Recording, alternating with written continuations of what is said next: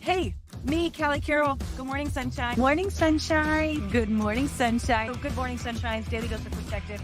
Good morning, sweet baby sunshines. Good morning, sunshines. Let's get started. Does anybody remember this spot? If you followed me for the last 2.5 years and you've seen any of my videos, you probably would, because this is where I lost my ever loving shit about our just endocrinology and ADPD and DI and our experience at the hospital. No? Yeah, you guys remember that? Anywho, yes, this is my second live video today. It was so interesting because I've been like scheduling out. I do live videos and I have to like save them because you never know when the kids are going to be crazy. And then I share them, right? And today just happened to be in order MRIs and whatever we talked about earlier, but I didn't even know that it was going to be Whitten John's MRI day. How about that? Like, that, isn't that just crazy? So I am here at the hospital. Whitten John is downstairs under anesthesia, getting his body scanned right now. He's probably already done with his PET scan, which is the full body we did like an injection for. And then he's going into his MRI next, where they're just going to do a full detailed brain scan, and then we'll get results later. So I just wanted to do a quick update, even though it's dose videos and one you guys can watch whenever, and just share how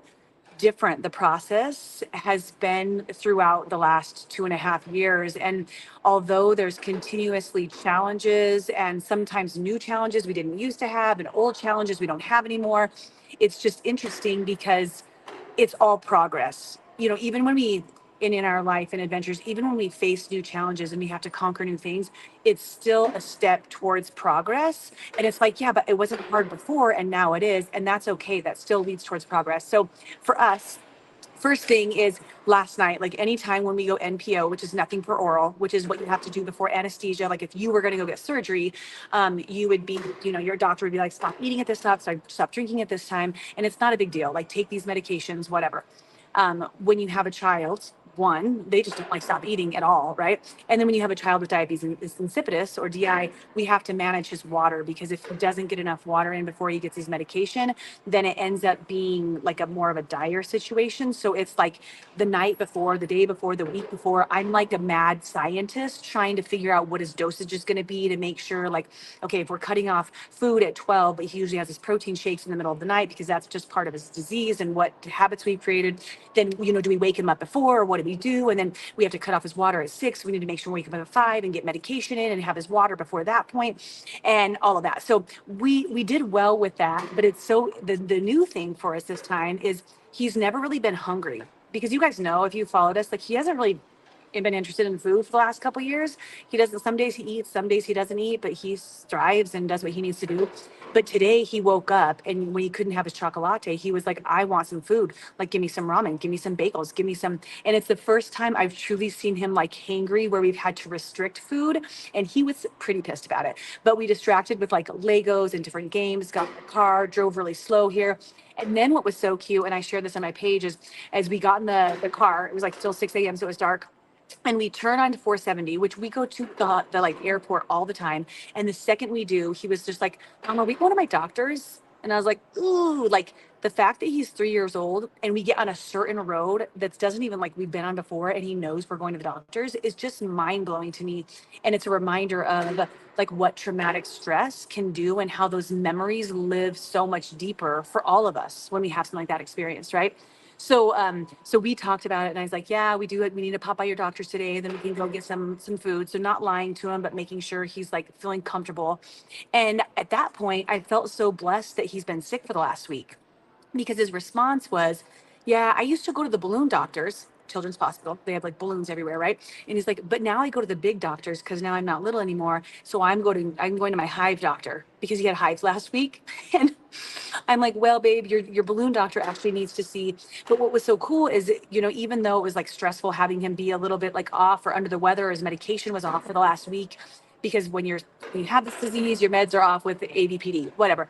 So the fact that even though we went through all that stress, he had a good experience and he didn't have shots when we were at the doctor's last week, it made him not freak out. So we got all the way without crying, all the way to the hospital. We pulled in without any tears. He just kept playing and asking for food. We got this beautiful little care package with jam in it. And he's like, Mom, can I have that jam? Can I eat the jam? We're like, no, it's too messy, because by this point he just wants to eat anything. He probably would have eaten like a green bean if I would have given it to him. I know, odd. So we get here, he's still not crying. We check in and he's like, let's go check out the fishes. And it was just so cool to watch his like confidence walking through that. And a lot of that is because he got sick last week, right? And we got this good experience with the doctor. So where one perspective could be like, oh man, that must have been hard for him. He was sick leading up to it. Were you going to have scans? That's stressful. The medication's all off. Now you have to do more work there. But my focus is he had a good experience. So now we're having a better experience here. So that's super cool. So we go look at the fishes. We do all the things. And he's like, just tell him I don't want a shot. So now we're getting ready to go back, still asking for food nonstop. We go back and he's like, tell her I wouldn't want a shot. I'm like, he'd like to negotiate not having a shot. And she was just like, okay, thank you for the request. And then they had to come back out, right? He has to have an IV, so he needed to. What was really neat about today is instead of shooting him 1 to 3 times, because his little veins are so tiny and generally he's just like super dehydrated, they put this little thing on his hand where it like went like a rocket, and then it numbed the area immediately. It kind of scared him and he cried and curled into Dad's arm and didn't want anything to do with me. And then they got the IV access first time. He got this cool boxing glove thing that he thought was awesome. And then we learned enough through the processes that we had a present ready for him. So we were like holding this like gold shiny present. Like, as soon as you get this done, buddy, we're going to play with this present.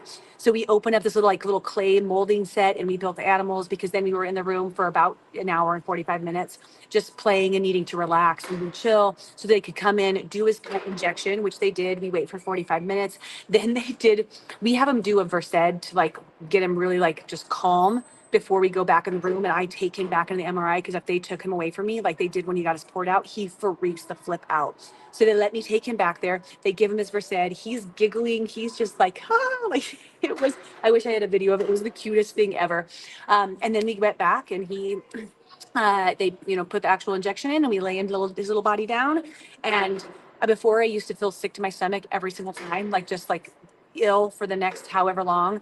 And here I am doing a live video, sharing with you guys. We went and grabbed ourselves a coffee and we're hanging out, and we know that he's in good hands, and we know we've done this now. This is our 11th time, and there's just so much more confidence that comes with that. And is it scary every single time you or anybody you know goes under anesthesia? Of course, right? But we're just so focused on the positive and the next, which brings me to the last part of this video.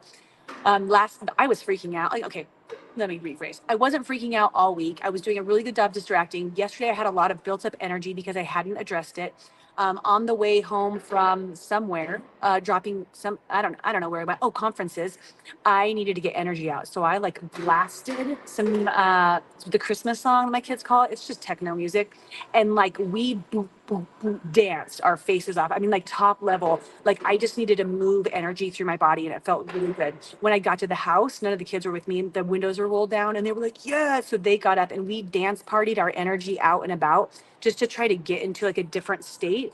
And while I was doing that, really like releasing and like let go, let God, like over and over, like I know he has us, I know he has the next chapter, and just allowing myself to move through the energy, have positivity around it, and know that there's also different possibilities.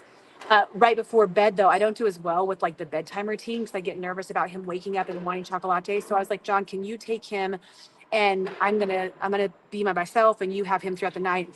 And he was like, why are you so stressed? Like, why are you stressed? And I was like, well, what do you mean? Like, that I'm like kind of a basket case. I've been doing really well managing around this point, but I'm stressed out. And he's like, yeah, but like, here's the fact. And I cut him off right away, poor John Carroll, because I already know. And what's going to happen next is we're going to get results back. And we're going to get clear scans and we're going to keep living our honeymoon life. Or there is a possibility, we believe for our baby 10 to 15% instead of 50% chance of recurrence or finding something. But I also know, and I pray and I hope and I do believe everything's going to be fine. But I also know that we've done this before, and we could do it again if we have to, and God would be there to support us to do it again if we have to. And yes, of course, I pray that we don't have to, and that we're on the other side at this point. But I know that we have strength in all areas. So it has been an emotional last like 24 hours. But we feel good, and he's down there, and he's probably going to be waking up in the next 30 or 45 minutes. So I'm going to go down and sit in a little room, and then we'll walk back and we'll see his little beautiful eyes open up, and he wants to keep his boxing glove, and then we're going to eat some jam. I don't even know what that means, and wait for results and just take some deep breaths, because life, just reminder for all of this. I know this is an update from Whitten and John, but like there's different chapters for all of us in life. And we don't know what's coming the next minute, the next month, the next year, but being in our now and being in a space of our best at this chapter where we're at right now, our best and our utmost gratitude, and really focusing on what we can control and the perspective of having the strength and everything else that we can't, like letting God hold that for us, putting that at his, somebody sent me a message yesterday at the bottom of his cross. That's for him to bear. I mean, even when I was driving home, I wasn't just like, let go, let God. I was like, God, here's my anxiety. You take it. Take it. It wasn't like a, please, will you have this? It was like like I was shoving it at him, like, thank you. That's yours now. Love you. So I think that's just a great reminder for all of us. So that's my update for Whitten John from Children's Hospital. As you can see, we've got all the humans down there, which I can't really turn you around because you're not allowed to see humans except for me. And I'll let you guys know what we get after this. Say good morning, sunshine. And if you guys haven't done this before, 3 butterflies symbolizes like the thank you, thank you, thank you, and the transformation that we've gone through. So if you see the people commenting the 3 blue butterflies or emojis, that's why they do that. So send us some love, some prayers that way, or you could do prayer hands. That's cool too. We love that. All right, guys, I love you so much and hope you have a great day. Report back soon. Bye. Oh, Thanks for joining, and don't forget to subscribe and, of course, share with your friends. Guys, that's how we impact more lives. All right, see you next time.